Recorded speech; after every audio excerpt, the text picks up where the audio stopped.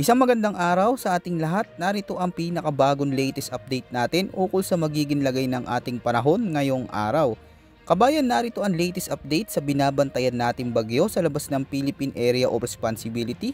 Mabilis ito na lumalakas at ngayon ay isa ng severe tropical storm. Saan ba ito papunta at may posibilidad ba itong pumasok sa loob ng PAR sa mga susunod na araw?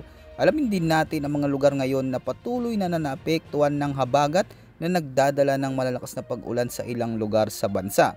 Sa kasalukuyan mga kabayan, patuloy ang epekto ng southwest monsoon o habagat sa malaking bahagi ng ating bansa na siyang pangunahing dahilan ng malalakas na pag-ulan na maaaring magdulot ng flash floods at landslide sa ilang lugar.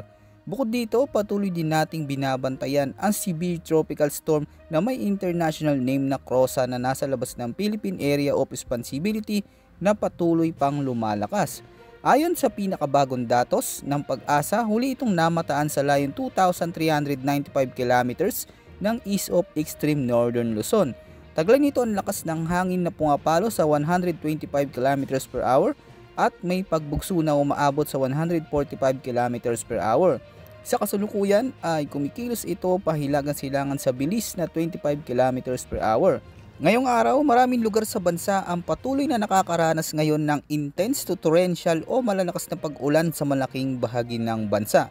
Sa mga probinsya ng Zambales, Bataan, Occidental Mindoro, Ilocos Sur, La Union at Pangasinan, asahan ang paulit-ulit na pag-ulan o occasional rains na dulot ng habagat. Posible ang pagbaha at pagguho ng lupa lalo na sa mga mabababang lugar at bulubunduking bahagi. Samantala sa Metro Manila, buong Cagayan Valley, Cordillera Administrative Region, Calabarzon at ang titirang bahagi ng Central Luzon, Ilocos Region at Mimaropa, magiging maulap ang kalangitan na may mga kalat-kalat na pag-ulan at pagkulog at pagkidlat. Posibleng magkaroon ng flash floods o landslides lalo na kung magpapatuloy ang malalakas na pag-ulan. At sa nalalabing bahagi ng bansa, asahan ang bagyang maulap hanggang maulap na kalangitan na may pulupulong pag-ulan o thunderstorm. Pinag-iingat natin ang lahat ng ating mga kababayan dahil may banta din ito ng flash floods at landslides lalo na kung may mga umiiral na severe thunderstorms. Narito naman ang heavy rainfall outlook na inilabas ng Pag-asa ngayong araw dulot ng habagat. Ngayong araw inaasahan tatama ang 50 hanggang 100 mm na dami ng ulan sa mga lugar sa Ilocos Norte, Ilocos Sur, La Union, Pangasinan, Zambales, Bataan at Occidental Mindoro. Para naman bukas, July 29, parehong dami ng ulan na 50 hanggang 100 mm ang posibleng maranasan sa Ilocos Norte, Ilocos Sur, La Union, Pangasinan, Abra, Benguet, Zambales at Bataan. Paalala sa ating mga kababayan, maaaring mas matindi pa ang mga pag-ulan na pwedeng maranasan lalo na yung malapit sa gilid ng bundok at mataas na lugar.